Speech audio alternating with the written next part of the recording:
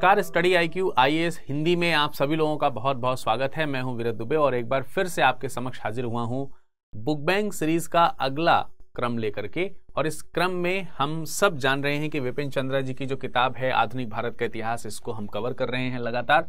और इसको कवर करने के क्रम में धीरे धीरे करते हुए इसके संपूर्ण चैप्टर्स जो हैं वो हम लोगों ने कवर किए हैं। और अभी हम पहुंच गए हैं चैप्टर नंबर 13 पे, स्वराज के लिए संघर्ष, भाग 2, नई शक्तियों का आविर्भाव। इसमें भी अब हम भाग 6 लेकर के आए हैं। आज हम इसका पार्ट 6 पढ़ने वाले हैं। ठीक है, इसका पार्ट 6 पढ़ने वाले हैं, 06। ठीक है, तो 5 भाग हम इसके पहले भी पढ़ चुके हैं। लगातार बढ़ते हुए इस क्रम में हम आगे समझ पा रहे हैं कि कई सारे टॉपिक्स हमने कवर किए हैं इसमें, जैसा कि आपके सामने प्रदर्शित भी हो रहे हैं। ठीक है, और कुछ चीजें अभी आगे आनी है बाकी हैं। MCQ के माध्यम से सारी चीजें हम कवर करेंगे। लास्ट जो टॉपिक हमने पढ़ा उसमें ये जानने या समझने का प्रयास किया कि किस तरीके से जो सेकेंड वर्ल्ड वॉर शुरू होता है, उसमें मैंने आपको बताया 1939 में जब सेकेंड वर्ल्ड वॉर शुरू हुआ तो जर्मनी ने अपनी जो है विस्तारवादी नीति को अपनाया और ऐसा करते हुए यूरोप के कई भागों पर उसने हमला किया और उसे विजित भी कर लिया।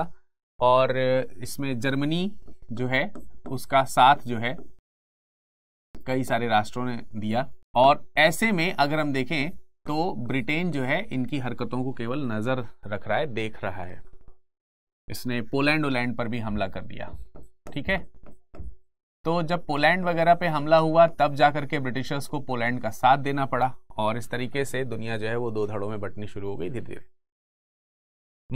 मसले की बात यह थी कि इस विश्व युद्ध के शुरू होने के पश्चात ब्रिटिश पार्लियामेंट के द्वारा भारत में जो वायसराय थे उन्होंने घोषणा करी कि जो ब्रिटिश भारत है वह युद्ध में स्वेच्छा से शामिल हो रहा है। भारत शामिल हो रहा है स्वेच्छा से, युद्ध में शामिल हो रहा है। जबकि इसके बारे में ना तो इंडियन नेशनल कांग्रेस से पूछा गया था और ना ही जो केंद्रीय धारा सभा थी, केंद्रीय धारा सभा, ना ही उसके चयनित मेंबर से पूछा गया था। किसी से भी पूछे बगैर ये काम कर लिया गया था, जिसका विरोध पूरे जोर शोर से हुआ। नाजीवाद जो जर्मनी के द्वारा फैलाया जा रहा था उसके विरोध में भारत था तो, लेकिन नाजीवादी आक्रमण से सताए हुए जो कंट्रीज थी उन कंट्रीज का सपोर्ट करना चाहता था इंडिया। लेकिन समस्या ये थी कि भारत तो उस समय खुद ही गुलाम था और एक गुलाम राष्ट्र कैसे किसी को युद्ध में सपोर्ट कर सकता था। उसके लिए कम से कम उसे अपने कानून बनाने की स्वतंत्रता होनी चाहिए और उसे उसकी आज़ादी का एश्योरेंस होना चाहिए। इन सब चीज़ों की डिमांड को बढ़ाते हुए भारत की तरफ से अंग्रेजों के लिए तमाम सारे जो डिमांड्स हैं वो क्रिएट की गई। इसके बदले में क्रिप्स मिशन जो है वो भारत आया। इसके बदले में भारत में क्रिप्स मिशन आया। अब बीच में कुछ पॉइंट्स मैंने स्किप किए हैं क्योंकि हमने कल उसको पढ़ाया था। सीधा हम क्रिप्स मिशन की तरफ आ गए हैं। क्रिप्स मिशन जो है वो आने के पीछे पर्पस ये है कि 1940 के आसपास, 1940 से लेकर के 1941 के आसपास अगर देखें तो कई सारे जो डिमांड्स हैं आंदोलन के रूप में सामने आनी शुरू हो चुकी थी और भारत में भारत जो है वो भारत छोड़ो आंदोलन की तरफ धीरे धीरे बढ़ने लगा था। गांधी जी ने पत्राचार भी किए थे ब्रिटिशर्स के साथ में, जिसमें उन्होंने साफ तौर पे चेतावनी दी थी कि अगर ये डिमांड्स नहीं मानी गई तो हम लोग जो है वो आंदोलन करेंगे। ठीक है, अब क्रिप्स मिशन से लेकर के उसके आगे की जो कहानी है वो हम आज के एपिसोड में कवर करेंगे इन MCQs के माध्यम से। तो आप यहां पर एक एक MCQ देखिए और इसके आंसर्स बताते चलिए। पहला कथन लिखा है, ब्रिटिश कैबिनेट मिशन ने सर स्टेफोर्ड क्रिप्स के नेतृत्व में मार्च 1942 में क्रिप्स मिशन भारत भेजा। क्रिप्स पहले लेबर पार्टी के उग्र सदस्य थे और भारतीय राष्ट्रीय आंदोलन के पक्के समर्थक थे। दोनों कथनों में से कौन सा कथन आपको लगता है कि सही होगा? इसके बारे में जरा बताइए, कौन सा सही होगा? देखिए, मैं आपको बताऊं 1941 में क्या हुआ। 1941 का समय आते आते तक कई सारे चेंजेस हमको देखने को मिलते हैं। सबसे पहली बात तो यह है कि जर्मनी जैसी जो कंट्रीज थी, इन लोगों ने क्या किया? पश्चिमी यूरोप और पूर्वी यूरोप जो है, पश्चिमी और पूर्वी यूरोप जो है, इस पे काफी हद तक कब्जा कर लिया। काफी बड़े भाग पर, यूरोप के काफी बड़े भाग पर जर्मनी और इनके जो सहयोगी राष्ट्र थे इनका कब्जा हो गया।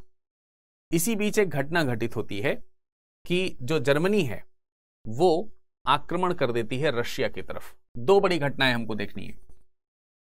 दो बड़ी घटनाओं में पहली है 22 जून 1941 को जर्मनी ने सोवियत संघ पर, जिसे आज हम रूस कहते हैं, हालांकि अब सोवियत वाला भाग उससे हट गया है, सोवियत संघ पे इसने क्या कर दिया, आक्रमण कर दिया। और इतना ही नहीं, 7 दिसंबर को, इसी साल 7 दिसंबर को जापान ने पर्ल हार्बर पर हमला बोल दिया। अब आप ये तो जानते ही होंगे पर्ल हार्बर कहां है, और जानते हैं तो कमेंट सेक्शन में बताइए कि पर्ल हार्बर कहां है। यहां पर हमला कर दिया और धीरे धीरे जापान जो है वो जो पूर्वी एशियाई जो देश थे और दक्षिण पूर्वी एशियाई जो देश थे उन पर धीरे धीरे वो कब्जा करना शुरू कर देता है। और मामला यहां तक बढ़ जाता है कि जापान जो है वो बर्मा तक आक्रमण करते हुए आ गया, जो कि भारत की सीमा से लगा हुआ था। तो यूं कह सकते हैं कि यह युद्ध जो है वो भारत की सीमा तक आ पहुंचा। बुरी तरीके से इस समय ब्रिटिशर्स को भारतीय सेना की जरूरत आन पड़ी और ऐसे में जरूरी था कि भारतीय सेना अंग्रेजों का साथ दे, ऐसा ब्रिटिश सरकार का सोचना था। स्वाभाविक सी बात है कि इस चीज को सॉल्व करने के लिए कोई ना कोई मीडिएटर होना चाहिए था, जो भारत में जो राजनीति या राजनीतिज्ञ जो हैं, ठीक है, भारत के जो राजनीतिज्ञ हैं, बेसिकली अगर देखा जाए तो इंडियन नेशनल कांग्रेस एक बड़ी पार्टी थी। इसके अलावा दूसरी जो पार्टीज हैं उनसे आकर के बातचीत करे और मध्यस्थता करते हुए हल निकाले। तो इसी चीज को ध्यान में रखते हुए ब्रिटिश कैबिनेट मेंबर थे, एक ब्रिटिश कैबिनेट के एक सदस्य थे जिनका नाम था sir Stafford Cripps. Sir Stafford Cripps जो हैं ये लेबर पार्टी के थे पहले, ठीक है, लेबर पार्टी के थे और ये जो है भारत की स्वतंत्रता के समर्थक थे।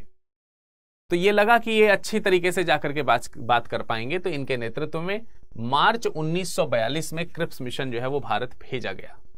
ठीक है, क्रिप्स पहले लेबर पार्टी के उग्र सदस्य थे और भारतीय राष्ट्रीय आंदोलन के पक्के समर्थक थे।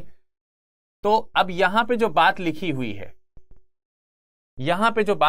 क्या लिखी है, ब्रिटिश कैबिनेट ने सर स्टेफोर्ड क्रिप्स को, जिसे क्रिप्स मिशन कहा गया, के नेतृत्व में मार्च 1942 में क्रिप्स मिशन भारत भेजा।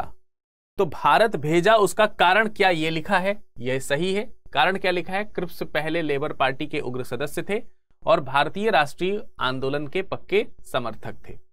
अब जरा देखिए, क्रिप्स पहले लेबर पार्टी के उग्र सदस्य थे, इसलिए क्या इनको भेजा गया था, यानी क्रिप्स मिशन भारत भेजने की वजह क्या थी, क्वेश्चन ये पूछ रहा है।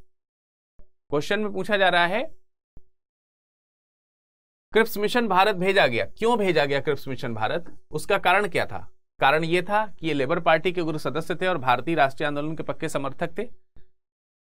तो इस प्रश्न को थोड़ा ज्यादा ध्यान से समझना पड़ेगा। अगर यहां पे कारण इस तरीके से पूछा जाता कि आखिर क्रिप्स मिशन में क्रिप्स को ही क्यों भेजा गया, तब तो यह कारण सही था। लेकिन प्रश्न यह है कि क्रिप्स मिशन क्यों आया भारत। क्रिप्स मिशन भारत आने की वजह यह थी कि वो ये चाहते थे कि भारत के साथ में मध्यस्थता करते हुए उन्हें सेकेंड वर्ल्ड वॉर जो है उसमें भारतीय सेना का साथ प्राप्त हो सके, भारतीय सेना का साथ प्राप्त करने के लिए, साथ प्राप्त करने हेतु। तो ये मेन पर्पस है किसका, क्रिप्स मिशन का भारत आने का। क्रिप्स मिशन का भारत आने का मेन पर्पस ये है। तो जो बात इसमें लिखी है वो सही है, लेकिन इसकी सही व्याख्या नहीं है ये, ठीक है। तो इसलिए यहां पर आंसर क्या हो जाएगा, ऑप्शन नंबर बी हो जाएगा करेक्ट आंसर। ए भी सही है, आर भी सही है, लेकिन ए जो है वो, आर जो है वो ए की सही व्याख्या नहीं कर रहा है, ठीक है। चलिए अगले प्रश्न की तरफ बढ़ते हैं। 1942 में क्रिप्स मिशन को भारत भेजने के कारणों में क्या असत्य है, जल्दी से पढ़ करके बताइए क्या आएगा इसका आंसर। पहला ऑप्शन लिखा है जापान, जर्मनी और इटली की ओर से द्वितीय विश्व युद्ध में शामिल हो गया। ठीक है, पहला आंसर लिखा है। क्रिप्स मिशन क्रिप्स मिशन जो है वो भारत भेजा गया, उसके कुछ कारण यहां दिए हुए हैं, इन कारणों में से गलत कौन सा है? तो पहला लिखा है जापान जो है वो जर्मनी, इटली की ओर से द्वितीय विश्व युद्ध में शामिल हो गया। क्या इसलिए क्रिप्स मिशन भारत आया? देखिए, ये बात बिल्कुल सही है कि जो सेकेंड वर्ल्ड वॉर है, सेकेंड वर्ल्ड वॉर में मैंने आपको बताया कि जापान जो है वो जर्मनी और इटली की ओर से द्वितीय विश्व युद्ध में शामिल हो गया। और मैंने आपको बताया कि कैसे शामिल हो गया। 7 दिसंबर को उसने क्या किया? 7 दिसंबर को उसने क्या किया? पर्ल हार्बर पर हमला कर दिया। ठीक है, तो ये कुछ पॉइंट्स थे, बिल्कुल सही बात है। और इसकी वजह से जापानी सेनाएं जो है वो भारत के काफी निकट आ गई थी। मार्च 1922 में जापान ने रंगून पर अधिकार कर लिया। मार्च 1922 में जापान ने रंगून पर क्या कर लिया? अधिकार कर लिया। इससे युद्ध भारत की सीमाओं तक आ पहुंचा। तो भाई जरा देखो यहां पर, मार्च 1922 नहीं है, मार्च 1942 होना चाहिए था इसको, मार्च 1942। ठीक है, तो मार्च 1942 में जापान ने रंगून पर अधिकार कर लिया, इससे युद्ध जो है भारत की सीमाओं तक आ पहुंचा। बिल्कुल सही बात है, ये स्टेटमेंट भी सही है, लेकिन तब सही है जब 1942 लिखा हो। अगर 1922 लिखा है तो ये स्टेटमेंट क्या है? गलत है। गांधी जी ने भारत छोड़ो आंदोलन प्रारंभ कर दिया था, इसलिए क्रिप्स मिशन भारत आया क्या? देखिए, क्रिप्स मिशन भारत आया कब? मार्च 1942 में। क्रिप्स मिशन भारत कब आया? मार्च 1942 में। और गांधी जी ने भारत छोड़ो आंदोलन कब शुरू किया? गांधी जी ने भारत छोड़ो आंदोलन शुरू किया अगस्त 1942 में, 8 अगस्त। तो 1942 में इन्होंने शुरू किया। तो क्या यह कारण हो सकता है क्रिप्स मिशन के आने का? नहीं, क्योंकि मिशन पहले आया है, ये बाद में शुरू हुआ है। तो ये वाला कारण भी क्या है? गलत है। ब्रिटिश सरकार द्वितीय विश्व युद्ध में भारतीय सेना का पूर्ण सहयोग प्राप्त करना चाहती थी, ये बात बिल्कुल सही है। पहले वाले स्टेटमेंट भी सही है। तो अगर ये पूछा जाए कि इनमें में से क्या असत्य है, तो 2 स्टेटमेंट असत्य हैं भाई, बी और डी, बी और सी, डी नहीं, बी और आपका कौन सा? सी। ये 2 स्टेटमेंट क्या हैं आपके? गलत हैं। अब यहां पर आंसर निश्चित रूप से यहां पर जो प्रकट हो रहा होगा वो गलत है, क्योंकि यहां पर ऑप्शन लिखा है बी। ठीक है, तो बी और सी दोनों ही क्या हैं? बी और सी दोनों ही गलत हैं। इसका करेक्ट आंसर होना चाहिए बी एंड सी। तो थोड़ा सा कोई बात नहीं, यहां पर हो सकता है लिखने में कुछ मिस्टेक हुई हो, लेकिन मैंने आपको इसको प्रॉपरली समझा दिया। आई होप कि आप समझ पाए होंगे। चलिए अगले प्रश्न में चलते हैं। इसमें क्या लिखा है? भारत छोड़ो आंदोलन के विषय में, भारत छोड़ो आंदोलन 1942 के संदर्भ में निम्नलिखित में से कौन सा विकल्प गलत है? तो गलत कौन सा ये बताना है। महात्मा गांधी के सत्याग्रह के राष्ट्रीय आह्वान के जवाब में 1942 में भारत छोड़ो आंदोलन शुरू हुआ, यह बात बिल्कुल सही बात है। महात्मा गांधी ने फिर से सत्याग्रह शुरू किया, राष्ट्रीय आह्वान था एक तरीके, और 1942 में भारत छोड़ो आंदोलन शुरू हुआ। वर्धा मीटिंग हुई थी इससे पहले 1942 में, जिसमें कांग्रेस ने एक्सेप्ट किया था कि हम इस तरीके का ये जो चीज है वो वर्धा मीटिंग में एक्सेप्ट किया गया था। अखिल भारतीय कांग्रेस कमेटी ने एक बड़े पैमाने पर विरोध की घोषणा की, जिसे गांधी जी ने भारत से एक व्यवस्थित ब्रिटिश वापसी कहा। बिल्कुल सही बात है। वास्तविक रूप में अगर देखा जाए तो भारत छोड़ो आंदोलन का मतलब क्या था? भारत छोड़ो आंदोलन का मतलब क्या था? यहां पर इसका मतलब यही था कि आप भाई एक व्यवस्थित तरीके से ब्रिटिश सरकार वापस हो जाए। ऐसा नहीं कि उठपटांग तरीके से उठ के चल दोगे, भारत को व्यवस्थित सरकार दे करके सही तरीके से तब यहां से आप जाएंगे। ठीक है, तो ये इसका ये था।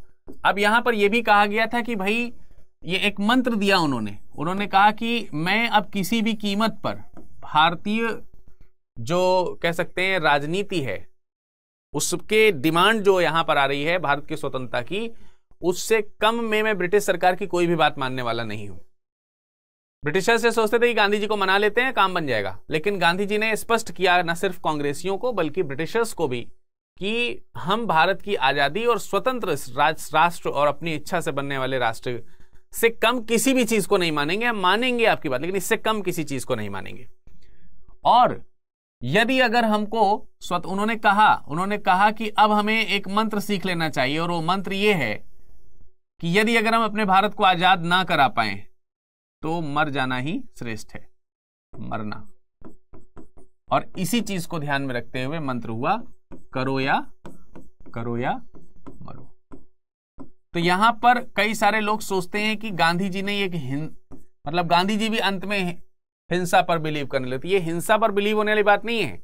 सत्याग्रह का इतना पालन किया जाए कि ब्रिटिश सरकार या तो झुक जाए या हमारे प्राण निकल जाएं, लेकिन हम गुलाम भारत को अगले एक भी दिन देखने के लिए जीवित न रहें। अगला दिन हो तो स्वतंत्र भारत में हो, वरना हम मर जाएं। ऐसा वाला यहां पर कह सकते हैं प्रतिज्ञा की गई थी। उनका यह भी मानना था कि हम चाहते हैं कि आज रात ही स्वतंत्र हो जाए भारत, कल की सुबह स्वतंत्र भारत में हम जिएं। इस तरीके का इन्होंने यहां पर लोगों को शपथ दिलाना शुरू किया था। यह दृढ़ संकल्प जो है लिया गया 1942 में तेजपाल संस्कृत कॉलेज में 8 अगस्त को करो या मरो उनके आह्वान पर प्रकट हुआ। तो भाई इसमें कुछ बात सही है, कुछ बात गलत है। सही क्या है?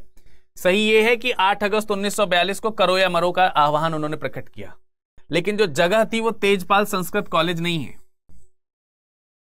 ये है बंबई का ग्वालियर टैंक।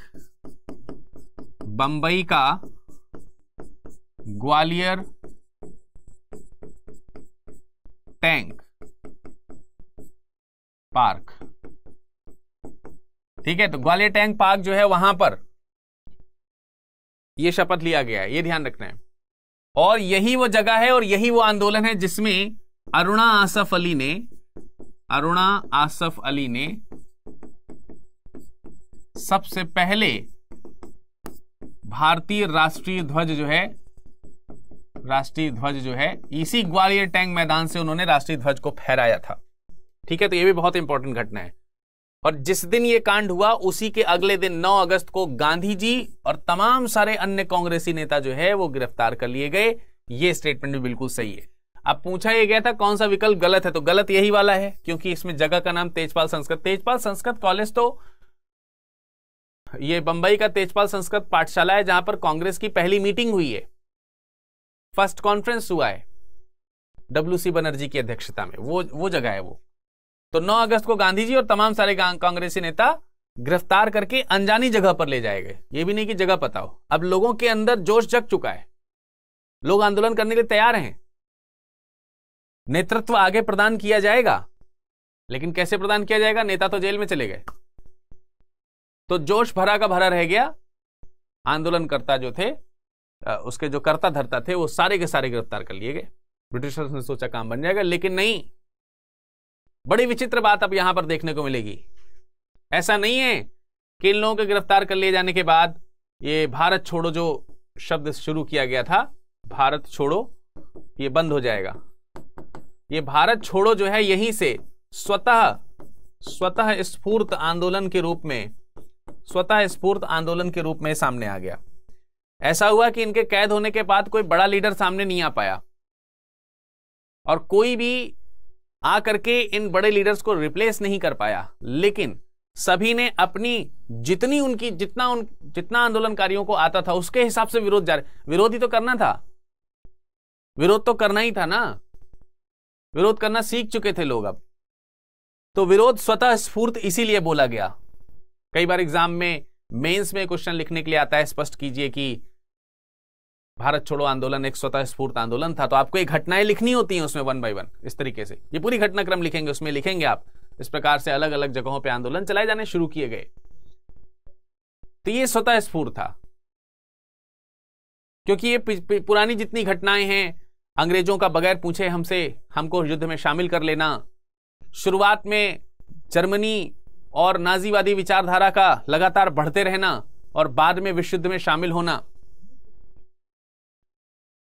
भारत की ओर जापान के बढ़ते खतरे को देखते हुए युद्ध में की अफरा तफरी में घबरा जाना और भारत में बात करने आने के लिए क्रिप्स मिशन का आना, ये सब चीजें जो हैं इन लोगों को पता चल चुकी हैं कि अंग्रेज अंदर से हो चुके हैं खोखले, ठीक है। और इतना ही नहीं, 1941, अब ये तो 1942 की जगह है, 1941 में यहां से बाहर जा चुके हैं नेताजी। नेताजी कौन? सुभाष चंद्र बोस। और उन्होंने भी बड़ा गजब का काम किया है। तो एक तरफ तो इधर गांधी जी और जो दूसरे बड़े कांग्रेसी नेता सब गिरफ्तार हो गए थे, लेकिन स्वतः स्फूर्त आंदोलन के रूप में भारत छोड़ो आंदोलन जल चुका था, उठ चुका था। उधर इसी समय आजाद हिंद फौज गठित हो चुकी थी। अब जरा देखिए उसके बारे में एक प्रश्न है। आजाद हिंद फौज की स्थापना के संदर्भ में निम्नलिखित में से कौन सा कथन असत्य है? 1941 में जर्मनी से जापान पहुंचकर सुभाष चंद्र बोस ने सिंगापुर में आजाद हिंद फौज की स्थापना की, पहला। दूसरा पॉइंट क्या लिखा हुआ है? दूसरा पॉइंट लिखा हुआ है आजाद हिंद फौज की स्थापना में क्रांतिकारी रास बिहारी बोस ने उनकी सहायता की। सुभाष चंद्र बोस से पहले एक सेना बनाने के लिए कुछ काम जनरल मोहन सिंह कर चुके थे। आजाद हिंद फौज में मलाया, सिंगापुर और बर्मा में जापानी सेना द्वारा बनाए गए युद्धबंदी शामिल थे। तो कौन सा कथन असत्य है यह पूछा जा रहा है, जल्दी से बताइए। देखिए 1941 मैंने आपको बताया 1938 और 1939 की जो कॉन्फ्रेंस थी उसकी अध्यक्षता जो है सुभाष चंद्र बोस जी ने की थी। लेकिन क्योंकि सुभाष चंद्र बोस जी ने की थी, लेकिन क्योंकि गांधी जी नहीं चाहते थे कि ऐसा हो, इसलिए तमाम सारे ऐसे लोग जो गांधी जी के समर्थक थे कांग्रेस में, उन्होंने सुभाष चंद्र बोस जी का व्यापक विरोध करना शुरू किया और सुभाष चंद्र बोस 1939 में क्या करते हैं, कांग्रेस को छोड़ के चले जाते हैं। फाइनली 1941 में एक सैन्य प्रणाली तैयार करने के लिए 1941 में सुभाष चंद्र बोस जी पहुंच जाते हैं सोवियत संघ। सोवियत संघ से सहायता मांगने जाते हैं, सोवियत संघ से। लेकिन दुर्भाग्य से यह हुआ कि सोवियत संघ, मैंने आपको बताया कि 1941 में किस प्रकार की घटनाएं घटित हुई, जर्मनी ने वहां अटैक कर दिया, तो सोवियत संघ जो है वो किसके खिलाफ चला गया, जर्मनी के खिलाफ इत्यादि चला गया और वो मित्र राष्ट्रों में शामिल हो गया, मतलब ब्रिटिश की तरफ चला गया, मित्र राष्ट्र जो थे उसमें शामिल हो गया। तो इन्होंने सोवियत संघ का साथ छोड़ दिया। सुभाष चंद्र बोस अब सोवियत संघ के बाद कहां पहुंचे? ये पहुंचे जर्मनी, ठीक है, जर्मनी पहुंचे 1943 में। 1943 में जर्मनी पहुंचने के बाद वो जापान पहुंच गए। 1943 में कहां पहुंच गए? जापान पहुंच गए। तो जापान पहुंचे 1943 में। तो यहां लिखा है 1941 में जर्मनी से जापान पहुंचकर, नहीं 1943 नहीं, 1941 नहीं 1943 होना चाहिए था। ये स्टेटमेंट गलत है, पहला ही कथन असत्य है, आंसर ए हो जाएगा। लेकिन इसमें तो डी दिखा रहा है, डी गलत दिखा रहा है, ए लिखिए यहां पर, ठीक है, ए। तो 1941 नहीं 1943 में जर्मनी से जापान पहुंचकर सुभाष चंद्र बोस ने सिंगापुर में आजाद हिंद फौज की स्थापना की। तो सिंगापुर में आजाद हिंद फौज की स्थापना हुई थी, आप लोगों को मालूम है सिंगापुर में आजाद हिंद फौज की स्थापना हुई थी, ठीक है, 1943 में हुई थी, ये भी बात ठीक है। और हम लोगों को ध्यान रखना है 21 अक्टूबर और आज क्या है 22 अक्टूबर, 21 अक्टूबर को आजाद हिंद फौज की स्थापना हो गई है। गिन लीजिए कितने साल हो गए। आजाद हिंद फौज की स्थापना में क्रांतिकारी रास बिहारी बोस ने उनकी सहायता करी थी, यह बात भी बिल्कुल सही है, यह बात भी क्या है, स्टेटमेंट सही है। सुभाष चंद्र बोस से पहले एक सेना बनाने के लिए कुछ काम जनरल सोहन सिंह कर चुके थे। अब देखिए जनरल सोहन सिंह कौन है? जनरल सोहन सिंह जो है ब्रिटिश भारतीय सेना के कैप्टन है, इसीलिए इनको सोहन कह रहे हैं, मोहन सिंह, कैप्टन मोहन सिंह। तो कैप्टन मोहन सिंह जो हैं, इनका भी इतिहास में बता देता हूं कि जब सिंगापुर वाली जो हार है ना, उसकी अगर हम बात करते हैं, जापानियों ने क्या किया, जो ब्रिटिश भारतीय थे युद्धबंदी बना लिए गए थे, ब्रिटिश जो भारतीय हैं इनको क्या बना लिया गया, युद्धबंदी बना लिया गया।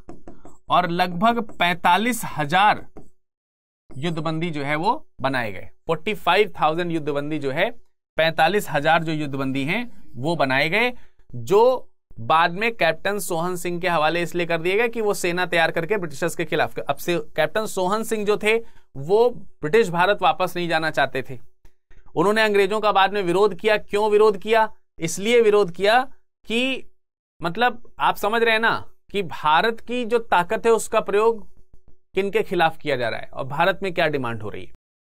तो ये जो है वापस नहीं गए, तो इनके और इनके साथी जो है सब युद्धबंदी हो गए। तो बाकी के जो लोग हैं वो बाद में इन्होंने अपनी सेना तैयार करना जब शुरू किया, जापान की सरकार से जब बात करके, तो कैप्टन सोहन सिंह जो है उन्होंने एक सेना का गठन किया था। उन्होंने एक सेना का गठन किया था, तकरीबन जो 45,000 लोग हैं उनको मिला करके। तो जो सेना बाद में आजाद हिंद फौज में आ रही है ना, ये वही सेना है, लेकिन इसका गठन पहले कैप्टन सोहन सिंह कर चुके हैं, कैप्टन मोहन सिंह। तो ऐसा नहीं है कि आजाद हिंद फौज जो है वो सुभाष चंद्र बोस जी ने बनाई है, उसकी शुरुआत जो है कैप्टन मोहन सिंह ने पहले ही कर ली थी। लेकिन उसके बाद जब सुभाष चंद्र बोस जी पहुंचे तो उनमें में से 20,000 जो युद्धबंदी हैं उनको लेकर के उन्होंने रिकंस्ट्रक्ट किया है। और आजाद हिंद फौज, अब ये मलाया का जो युद्ध हुआ था, मलाया पर जब कब्जा कर लिया गया था, तो उस समय सारे लोग युद्धबंदी बनाए गए थे, जिसमें कैप्टन मोहन सिंह जो है शामिल है। तो आजाद हिंद फौज में जो लोग शामिल हुए, इसी मलाया, सिंगापुर और बर्मा में जो जापानी सेना द्वारा बनाए गए, जापानी सेना द्वारा जो युद्धबंदी कैद किए गए थे, उनको मिलाकर के ये सेना बनाई गई थी। और ये सेना ब्रिटिशर्स के खिलाफ, अंग्रेजों के खिलाफ इस्तेमाल की जानी थी, जापान की ओर से, जापान की सहायता से। और अभी आपको मालूम है कि भारत जापान के अगेंस्ट लड़ रहा है, लेकिन जो भारत जापान के अगेंस्ट लड़ रहा है वो भारत कौन है? वो भारत सिर्फ कहने को भारत है, वो अंग्रेज हैं। और ये जिनको लेकर के आ रहे हैं वो भारत के खिलाफ लड़ने आ रहे हैं, लेकिन वो भारत के खिलाफ नहीं लड़ने आ रहे हैं, भारत में जो अंग्रेज बैठे उनके खिलाफ लड़ने आ रहे हैं। तो देखने में ऐसा लग रहा है कि भारत के खिलाफ लड़ने आ रहे हैं, तो बड़ी विचित्र अवस्था है। इन युद्धबंदियों को गद्दार कहा गया ब्रिटिश सेना के द्वारा। आजाद हिंद फौज के 3 बड़े अधिकारियों के ऊपर दिल्ली के लाल किला में बाद में जब युद्ध समाप्त हो गया तो उनके ऊपर जो है कोर्ट मार्शल किया गया, लेकिन हिम्मत नहीं हुई इन्हें कैद करने की। तो ये स्टेटमेंट्स में अगर हम देखें तो ये भी स्टेटमेंट सही है और ये भी स्टेटमेंट सही है। तो करेक्ट आंसर आपका जो है क्या हो जाएगा? ए हो जाएगा। ठीक है, इसका करेक्ट आंसर क्या है? Option number A. अप्रैल 1945 में यूरोप में युद्ध समाप्त होने के बाद और 1942 के विद्रोह के बाद आजाद हिंद फौज की मिसाल से भारतीय जनता में किस प्रकार के परिवर्तन देखने को मिले? मतलब आफ्टरऑल ये पूछा रहा है कि 1945 में जब युद्ध बंद हो गया, उससे पहले आपको मालूम है कि 1942 में क्रांति हुई और विद्रोह के बाद आजाद हिंद फौज का गठन हुआ। तो इन सब का टोटल मिलाकर के भारत के ऊपर कैसा असर हो रहा है और उस समय क्या क्या चीजें हो रही हैं, इन सब चीजों को ध्यान में रखते हुए। पहला लिखा है, आजाद हिंद फौज के कुछ अधिकारियों को गद्दार होने के आरोप के बाद भारतीय जनमत के आक्रोश को देखते हुए सरकार ने कोर्ट मार्शल करने के बावजूद उन्हें रिहा कर दिया। यह बिल्कुल सही बात है। तो जनरल शहनवाज, प्रेम सहगल,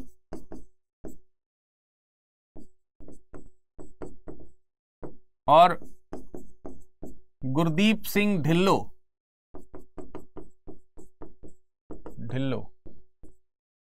गुरदीप सिंह ढिल्लो, ये जो लोग हैं गिरफ्तार कर लिए गए थे।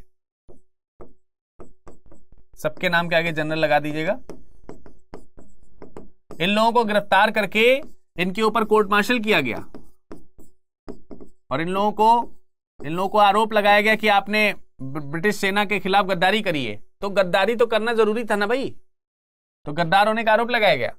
हाँ, ये एक और बात है कि इनके खिलाफ जो कार्रवाई हो रही थी, इंडियन नेशनल कांग्रेस ने इनका साथ दिया, इनका साथ दिया और इन्हें बचाने के प्रयास किए गए और सफल भी हुए अंत में। तो आप वही देख रहे हैं कि भारतीय जनमत के आक्रोश को देखते हुए सरकार ने कोर्ट मार्शल करने के बावजूद भी इन्हें रिहा कर दिया, क्योंकि यदि अगर रिहा नहीं करते तो ऐसा नहीं है कि आजाद हिंद फौज समाप्ति ही हो गई थी, भावनाएं जीवित थीं। विश्व युद्ध के कारण विश्व में शक्तियों का संतुलन बदल गया और ब्रिटेन की जगह अमेरिका और सोवियत संघ बड़ी शक्तियों के रूप में उभरे। बिल्कुल सही बात है।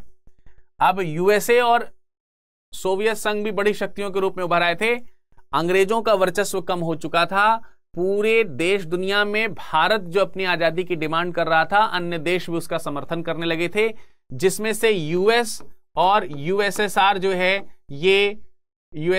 है ये भारत की आजादी के बड़े समर्थक हुए। उन्होंने जो आजादी की डिमांड करी इंडिया ने, उस डिमांड के ये समर्थक थे। स्वाभाविक सी बात है कि आगे अब ब्रिटेन के जो काम होने वाले थे वो भारत की स्वतंत्रता के अनुरूप होने वाले थे।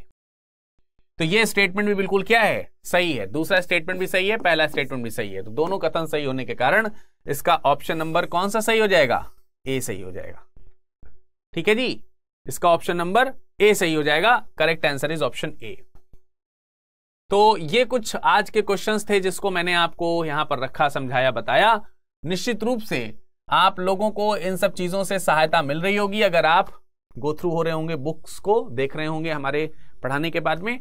अभी तक आपने स्टडी IQ IAS को अगर सब्सक्राइब नहीं किया है तो बहुत सारे इवेंट्स आपसे मिस हो रहे होंगे। आप जरूर सब्सक्राइब कर लीजिए और बेल आइकन को जरूर प्रेस करिए। और किसी भी प्रकार से आप हमसे सोशल मीडिया में जुड़ सकते हैं विरत दुबे 01 के नाम से, चाहे वो आपका इंस्टाग्राम हो, टेलीग्राम हो या फिर फेसबुक। ठीक है, तो चलिए आज के लिए इतना ही, फिर मुलाकात करेंगे अगले सत्र में। तब तक के लिए नमस्कार, धन्यवाद।